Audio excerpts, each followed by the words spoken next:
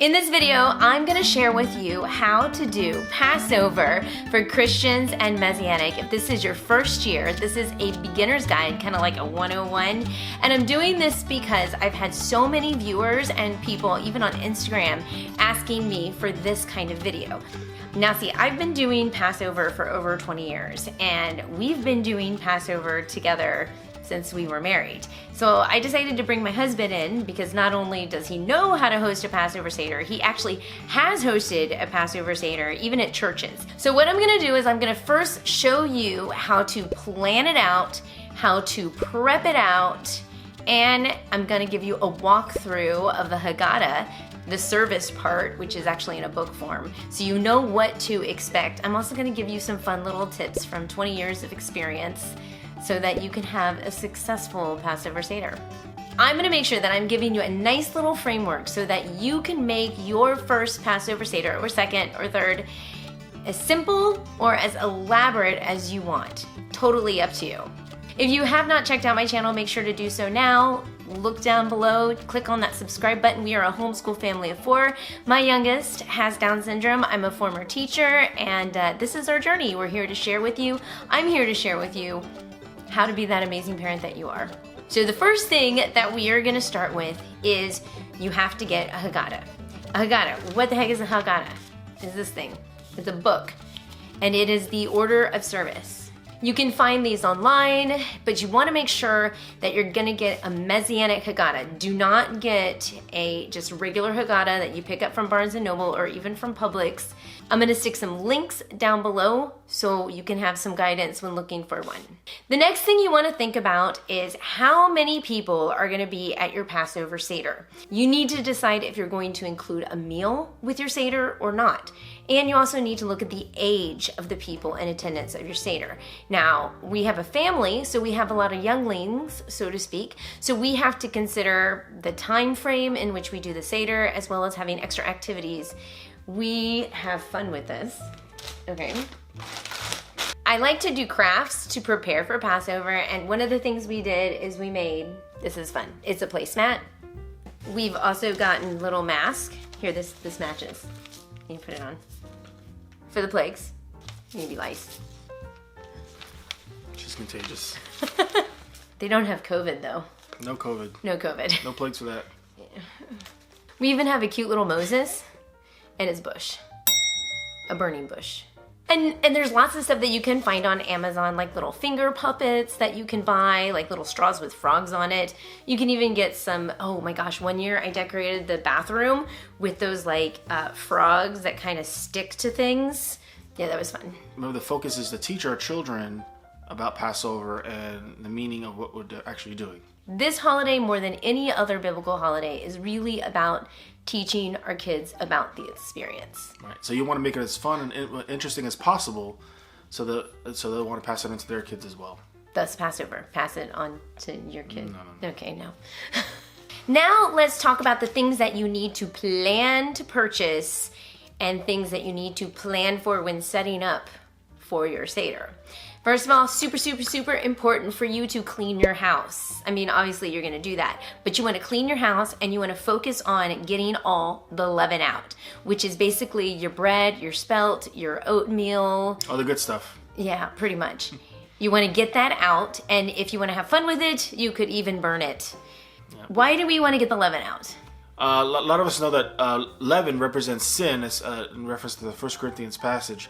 But actually, the original reason why leaven, we're not supposed to eat leaven for 7 days and also get the leaven out of the house, is because it was the idea that God brought them out of Egypt in haste. So God did it very quickly, and so it reminds us of the power of God and our salvation and bringing us out of Egypt. What are you gonna buy at the store? Well, there are certain elements that the Passover Haggadah is going to require for you to have. They are mentioned usually in the front, there's a list, but I'm gonna run through them right now.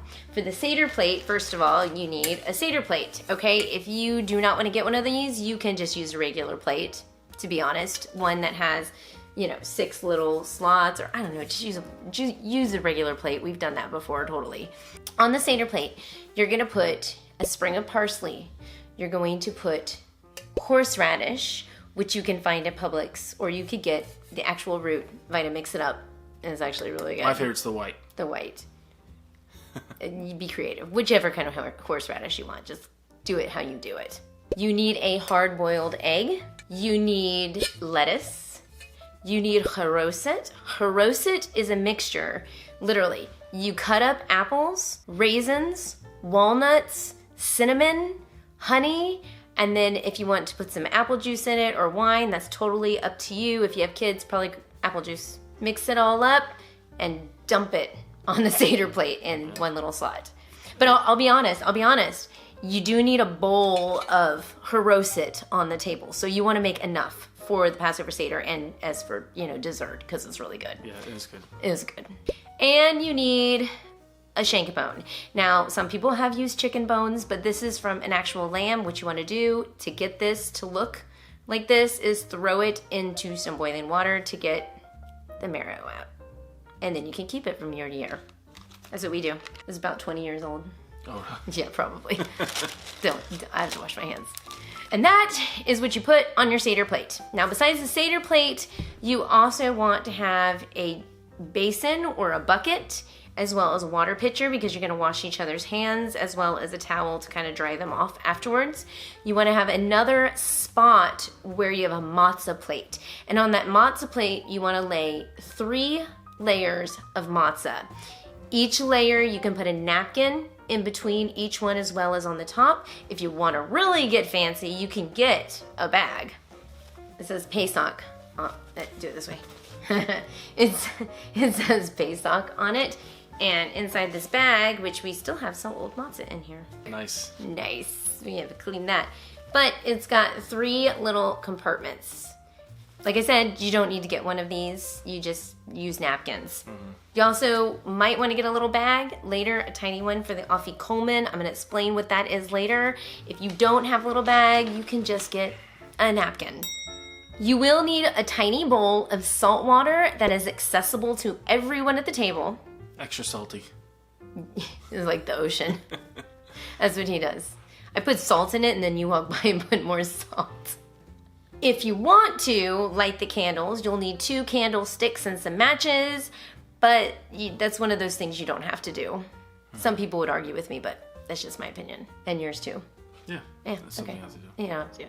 You will probably need a pitcher of water so kids don't get up and get water in the middle of everything, as well as separate cups for the grape juice that you're going to pour. And you're going to want to put the grape juice or wine for the parents because you might need it afterwards. Right. Yeah.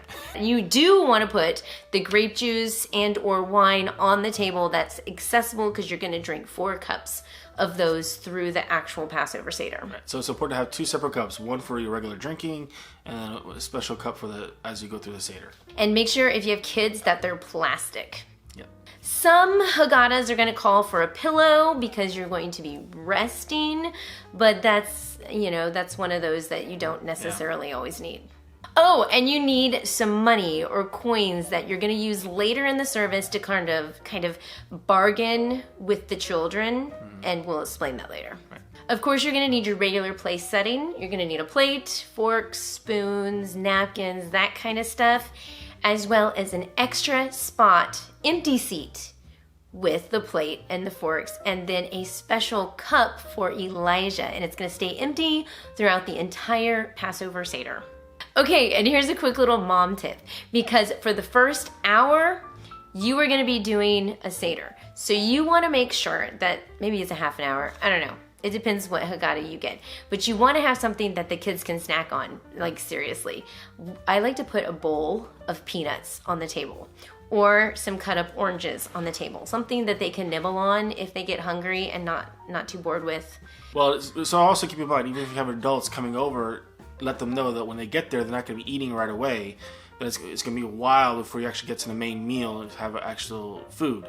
So this will also be the timing of your Seder too. Don't make it too late in the evening because then you'll be starving by the time you get to the food prep. So you might want to start a little early, maybe 5 or somewhere around there. So you maybe an hour, maybe an hour and a half the latest, you'll start eating later. So 5 o'clock. 5 o'clock is a good time, or 4:30.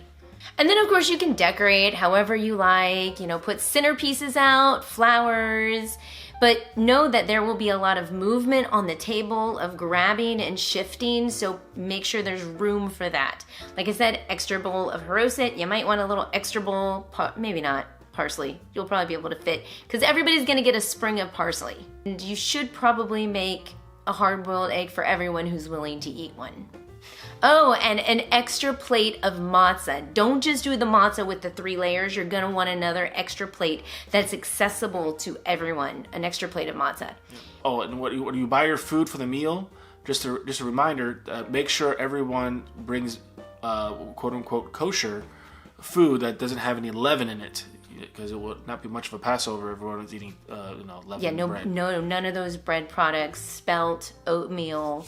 Because if it's a grain that ferments, it's going to have leaven in it. Right. So something like almond flour, you're safe with. But something like oatmeal bread, not so much.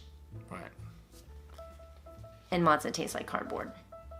It does. Depending on the matzah, I guess. Yeah, okay. You can also have fun making some desserts with matzah too, like chocolate-covered matzah, cinnamon matzah, things like that. Matzah pizza. Well, that kind of segues into prepping for the meal. There you go. Yeah, well, you probably don't want to have matzah pizza for dinner on the Passover night, but you do want to plan your dinner properly. And I've been doing this enough, so I can give you some really good tips.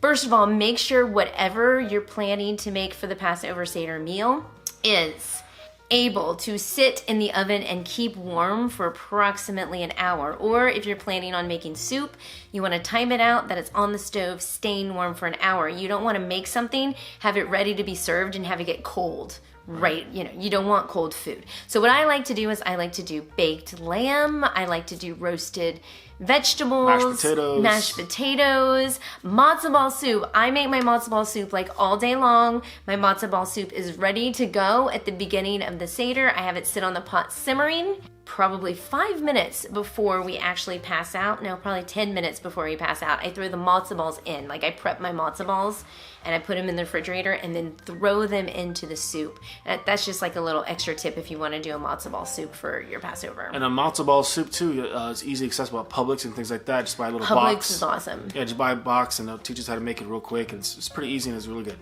Like I said, Publix is awesome, and Publix has everything you need for Passover. They even have a Haggadah, but I would never recommend their Haggadah. So I'll give you some links down below.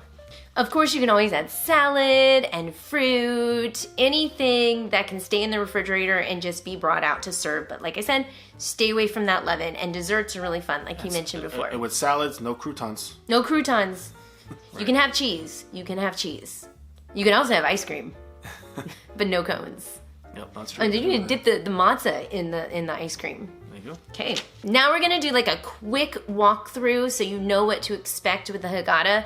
Of course, all the Haggadahs are slightly different, but they kind of stick to the same kind of format. Go through the Haggadah, get yourself familiar with it, practice those words that are in Hebrew if you want to say those words. Usually the men lead it. The women do all the prepping and cooking and cleaning and making sure the kids stay sane, and the men get to read and talk to people.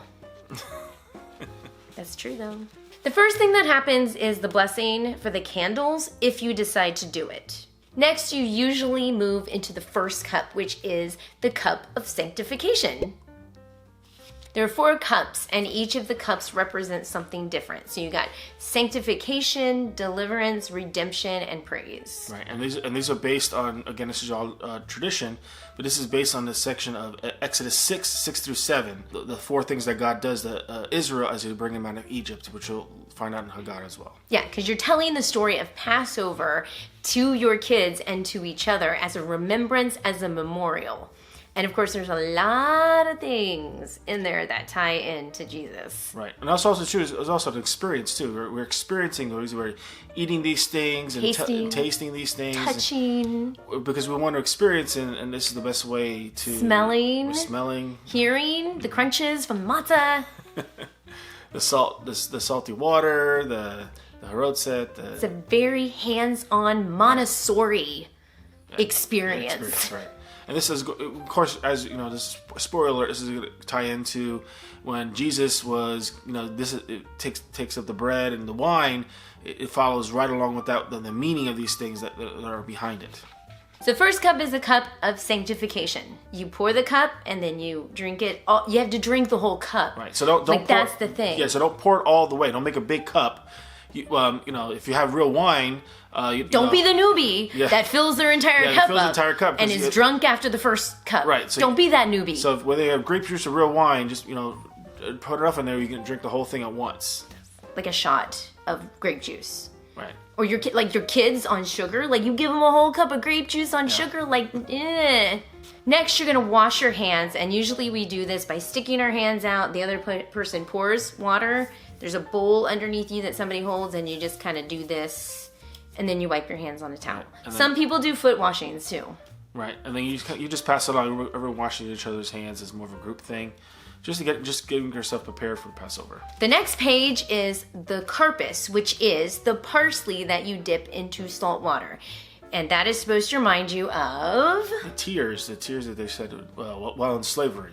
Right, in Egypt, in Exodus. You want it nice and salty so you can remember how horrible it was to be a slave in Egypt during that time. Right. And to be a slave to your sin. It's that redemption story where Yeshua pulls us out of this world and makes us his own. So basically what you're doing is you're just taking the parsley and just dipping it in and just eating it like that. It's pretty simple. Yeah. The next one is going to be breaking the middle matzah. Now you have that little plate with the 1 matzah napkin, 2 matzah napkin, 3 matzah napkin. You're going to pull that middle matzah out. You're going to talk about it. Usually the Haggadah is going to walk you through it, and it usually mentions what? You just break it in half. Yeah, but why is that important? Well, again, this is Jewish tradition. There's a lot of different reasons of what it does represent. But from us that, the Father, Son, and the Spirit, that we take out the middle matzah and representing Yeshua being broken. Jesus being broken. He's broken. You keep one and then you hide the other one in the afikomen bag. Oh, you got it. Okay, so you break that thing, you keep one, you hide the other one in the cloth that you have, the extra cloth or napkin. Usually a white cloth. Yeah, a white cloth, and you hide it somewhere in your house. And you need to plan that hiding spot out in advance because the last minute you don't want to be hiding it and the kids are going to cheat. No, the kids cannot cheat. Sometimes they have to leave their room. You're supposed to close their eyes and you find a good spot to put it in. Yeah, and then it just sits in hiding, but you have that half left over. So then you're going to break that off and share that last half with each other, kind of like a mini communion. Right, and then you'll deal with the other half that you hid later on. Yeah, later. That's aside. It's buried. Right. And it will eventually resurrect. Right. Symbolically. As with all the other things that we do in the Passover, these are all traditions, and we don't know how far back they went to the first century, but we know with the afikomen, which is very interesting about it, is that this is probably it's Jewish tradition that Jewish people do even today, but it was probably added in from a Messianic perspective. In other words, there were Jewish Christians that practiced this, and this is actually something that actually was put into Jewish tradition. So this is actually really representing Christ, his burial, and then we'll see the resurrection at the end of the meal. Right. And another thing to note is the Seder itself is basically, the Last Supper was a Passover Seder. Right. That's what that was. I mean, it didn't look like the same Passover Seder we have today, but they were celebrating Passover. Right. That's the Last Supper. And he died, and he was on the cross during the Feast of Unleavened Bread, which is like the week right after the day of Passover. Right. The next thing you usually do, I mean, some take you through the 4 questions, some take you through the 4 sons. They do a couple things, but the point is that it's a teaching on the Exodus. What happened when Moses came and said, "Let my people go," and Pharaoh said no. It's basically telling that story with some elements of Jesus in there. And that's what you do next. And then you're gonna do the maror. Which, bitter herbs, horseradish time. And what you're gonna do with that is you're gonna take a bit of matzah and spread, because you're gonna need a spreading knife. I forgot to mention that. Spread or spoon, spread some bitter herbs onto the little matzah cracker that you make. Now, for kids, make sure, really put like a dip, okay? For adults, make sure you dump a bunch on there. Especially, I always have a tradition where if it's the first Passover meal, you get twice as much in your matzah. Oh my gosh, one year there was a guy who was with us and we had gefilte fish, and the gefilte fish looked like bitter herbs. So he took a big old bite of the bitter herbs thinking that it was gefilte fish. I never forget that Passover. It was so funny. And we do that because it represents the bitterness of slavery. Next, you're going to do the haroset, which is kind of the same thing. You're going to get a new piece of cracker, put a little bit of bitter herbs on it, mix it with the haroset. Some people like to stick another cracker on top of it to make like a little sandwich. So it reminds us that the bitterness of circumstances, like the bitter, nasty circumstances, can be made sweet by the sweetness of God. Now, another thing about the matzah is if you look at the matzah, it should have holes going through it. And it has stripes, and it has bruises on it. So this is the idea of, again, another picture of Jesus, piercing, striping, bruising. This is the idea now. Not all matzah has this, but a lot of modern day matzah has this. So it's just another good visual for kids to understand what's going on. Next, you're going to go through the second cup, which is of deliverance. And this is fun because you get to do the plagues. Now, there's a lot of fun things you can do. You can bust out the little face mask. Kids can wear the different face mask. You can pull the face mask out at this time, right? Or you can get finger puppets. But you're also going to take your grape juice or wine and dip your pinky in it and splash it onto your plate for each and every plague that you say. Another little kind of fun fact is that a full cup is a sign of joy. And during the plagues weren't very joyful. So as you do it, you're taking some of the joy out of your cup as you remember what these people went through. A lot of people died, a lot of people suffered. It wasn't a very fun time, and we want to remember that. The cost of redemption. Yeah, the cost of redemption. And then you drink your second cup, and then you get to eat and be joyful. You can sing songs as the meal is passed around. That's what we do. If anybody plays piano, have them prep and prepare a song. And really, there's no really set of songs that you're going to sing. You could, Diano is traditional. It wouldn't be enough. That's the... Yeah, that one's just a tradition. But anything that's about, redemption. You could even praise and worship music on and sing along with that. Really, that part is up to you. Or you don't have to sing at all. Yeah, or you don't want to. It's time to eat. Yeah, no, seriously, let's go. Food, now. Because you're hungry. Especially if you weren't ready for this. Now, as you guys are finishing the meal, the host is going to call over the children and say, okay, guys, it's time to find the afikomen, or that matzah that was wrapped up in that napkin. And they go. They look for it. And when kids play hide and go seek, how crazy it gets. Then the person that finds it, everyone claps and we all get excited. The host has to purchase the afikomen from the child. From the child. So I traditionally give them 30 pieces of silver as an idea, as a prize for finding it, because you need that to continue on this to the You Seder. can't do the Seder without the afikomen, just like you can't do anything without Jesus. Like, It's just and the thing is, once you have that afikomen, that is enough. That's what's going to fill you up, because the next part of the Seder is the third cup, which is kind of like a communion. And the third cup represents redemption. So you're going to go ahead, do your prayer. It's taking the Lord's Supper. Right. You eat the bread and then drink the wine. Right afterwards. You are full. That is your dessert. So if you do actually have dessert, you want to make sure you have that during the meal section before the afikomen. Yes, this is supposed to be the last thing you're supposed to eat. The taste in your mouth lingers. Next is Elijah. Now this is just it's fun. Not all Haggadahs are going to have Elijah in it. You're going to pour Elijah something to drink, and then you're going to go send a child out to check the door to see if Elijah has come. Now, if we have been reading our Bibles, we know that Elijah was swept up to heaven with a chariot of fire, and he did not see death. So it is tradition. Well, it's tradition that to have a place for Elijah, because Elijah's supposed to usher in the Messiah. Right. Basically. We know the Messiah has already come, but we're waiting for his second coming. So this is something that some people kind of skip or they don't do. It all just ties in together, however you want to interpret that. Yeah, and when COVID hit and we had Passover, I was pretty sure I was going to be seeing Elijah. Didn't though, maybe this year. And then the final part is the fourth cup. And this is the fourth cup of praise.